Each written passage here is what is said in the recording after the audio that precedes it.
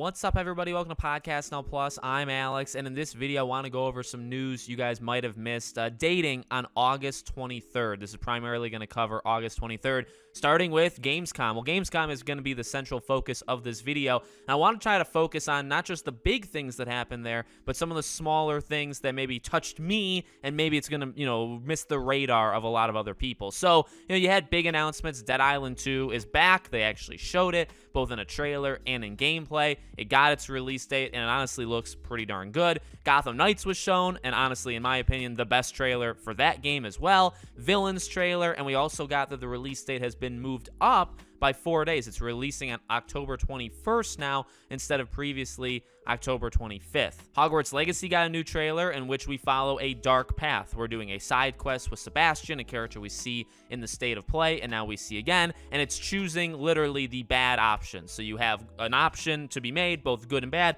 They're choosing the bad option, and the entire point of this trailer is actually this is a side quest that you don't even need to do in the game. Speaking of Hogwarts as well, we also have the additions of the game. We have the standard, the deluxe, the digital deluxe, as well as the collector's edition. Those go on pre-sale tomorrow, where you can pre-order them. I did an entire video on this on the main channel where I broke down the pricing and what's in them. So if you guys want to watch that, it's on Podcast Now. But those are also, I guess, technically available, or they're going to be available rather soon. Lies of P was shown, and this is a game that was on a lot of people's radar going into the show, and it wasn't really on mine, but boy oh boy is it now. This is a Soulsborne game in the realm of Pinocchio. It's a Pinocchio kind of tale, and it looks absolutely phenomenal. It looks really, really good. Comes out in 2023. There is no specific date, but it's day one on Game Pass, so when it does come out, you'll be able to play it free on Xbox Game Pass. We had Killer Klowns from Outer Space. This was kind of out of left field, including when Jeff Keighley even pitched it. He said it was going to kind of be out of left field.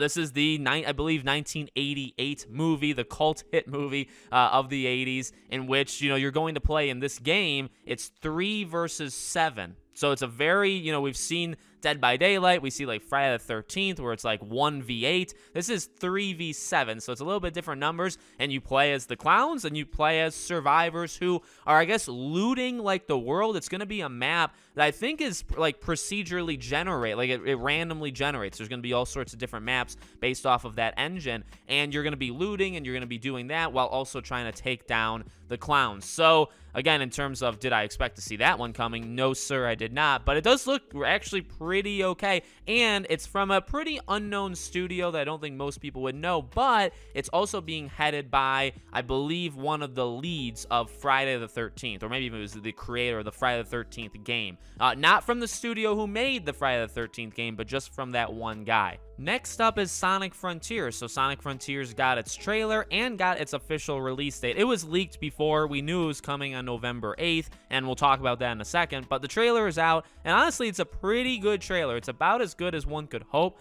for Sonic. There's still some issues, in my opinion, like the open world still looks relatively dead. We'll see if they pull that off when the game comes out, but the core of the game does look really good. The story looks really good. The visuals look really good, so it may just be kind of the forced open world approach that sinks the game, but again, we'll see how it goes. And then November 8th, so that's the same day as Skull and Bones, and it's one day before God of War Ragnarok. Not the greatest. Granted, you can't release any game in October, November without, experiencing some sort of competition. So I get it, but it's just not the greatest release date of all time. The Outlast Trials got a new look. We finally saw it again after a year, and it's a pretty okay trailer. I mean, I really don't think you can get all that much from the trailer. It's very seizure-inducing, but the biggest thing is that there is still no release date, but the weekend right before Halloween, I think leading into Halloween, there's going to be a access to the game. You can go on Steam right now and request into that, and it's basically going to be like a beta of the game. You'll be able to play it early. So it's pretty exciting that at least we have, rough dates. We'll be able to play the game even though there's no release date. I would heavily imagine that means the game has been delayed again. It was supposed to come out this fall, and I assume it's going to come out early next year. And one other game that stood out to me that, again, I think it's worth talking about in this news recap is the new Tales from the Borderland. Boy, oh boy, again, I made a video totally on this. I showed it, so if you guys want to see like the full trailer, it's on the main channel. I also ranted about it because, in my opinion, it looks awful. It looks like it doesn't have anything that the original Tales from the Borderlands from Telltale had.